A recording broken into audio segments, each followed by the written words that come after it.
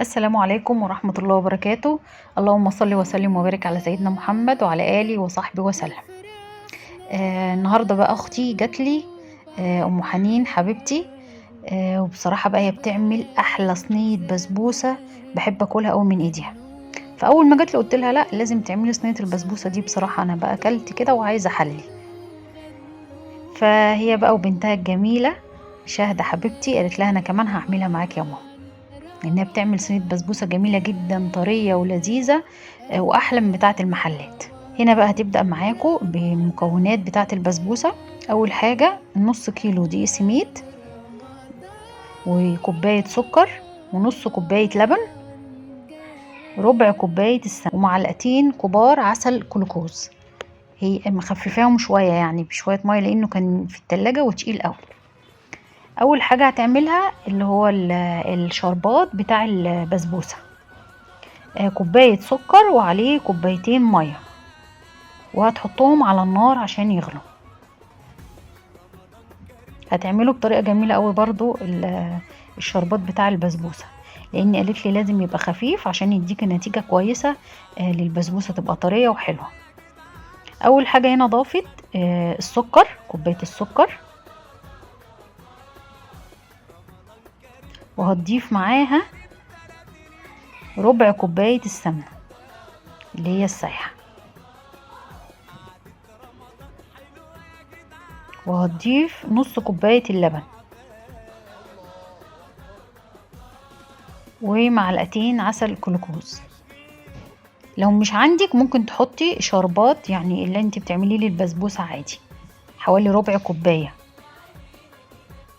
هنا خلطت كل الخليط مع بعض عشان يندمج الخليط كله مع بعض كده. وهنا ضافت كيس فانيليا، بيدي ريحة جميلة جدا مع البسبوسة وهي بتستوي. وبعدين هتضيف نص كيلو سميد اللي هو دقيق السميد بتاع البسبوسة. عجنت كل الخليط مع بعض. وهنا بقى القمر شاهد الصغننة حبيبتي هتعجن البسبوسة. بصراحة طلعت البسبوسة جميلة جدا من ايديها. هنا فضلت بقى تعجن في الخليط بتاع البسبوسة. خلطت كل العجين مع بعض كويس، وبعدين دهنت الصينية بالسمنة. وهتفرد بقى العجينة بتاعت البسبوسة في قلب الصينية.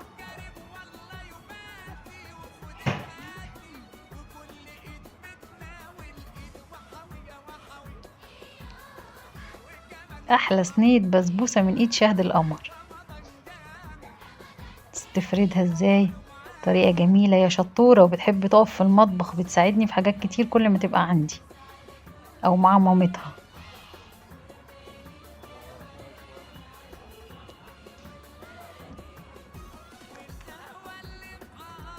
فردت العجينة بتاعت البسبوسة كويس في الصينية، وخبطتها كده يعني خبطتين كده بالصينية عشان تبقى كلها متساوية في قلب الصينية. وطبعا كانت مسخنة الفرن كويس، ودخلت البسبوسة عشان تستوي. هنا بقى الشربات اللي هي عملته كوباية سكر ومعاها كوبايتين مية، محطتش ليمون. اول ما غلي معاها حوالي يا دوبك 5 دقايق كده، ضافت عليه كيسين فانيليا. هنا ما خليتش الشربات يغلي كتير لان هي كانت عايزاه خفيف. قالت لي لازم الشربات بتاع البسبوسه يبقى خفيف. فيا دوبك غلي 5 دقايق وضافت عليه الفانيليا، وطفت على طول النار عليه. وضافت بقى معاه حاجه جميله قوي، معلقتين سمنه. ده بيدي بقى ايه، لمعان جميل للصينيه، وبيخلي ريحتها جميله جدا من السمنه. وهنا صينية البسبوسة استوت معانا وشها احمر، بقت جميلة جدا وشكلها يفتح النفس. وهي سخنة ضافت عليها برضو العسل وهو سخن.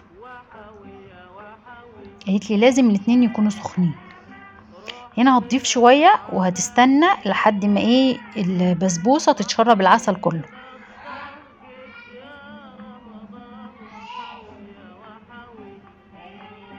هنا البسبوسة شربت العسل، ضافت كمان كمية كمان لحد ما يبقى العسل بتاعها مظبوط. هتعرفي ازاي؟ هتدوسي عليها بعد ما تشرب كده، هتدوسي عليها بصباعك دوسة خفيفة، لو حسيتي ان في عسل موجود معاكي بيظهر يبقى كده مظبوط العسل بتاعها، مش محتاجة اي حاجة تانية. وهنا اتشربت العسل بتاعها كله، بقت جميلة وطعمها جميل جدا ولونها جميل جدا، وبألف هنا وشفا. اسهل واسرع صينية بسبوسة ممكن تعمليها في دقايق، مش هتاخد منك وقت. وطبعا ما تنسوش اللايك والشير والسبسكرايب.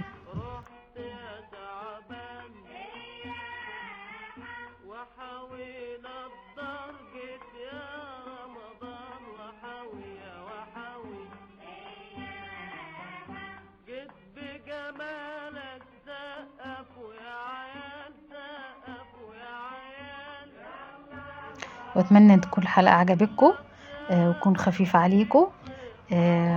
شكرا جدا ليكم، والسلام عليكم ورحمة الله وبركاته.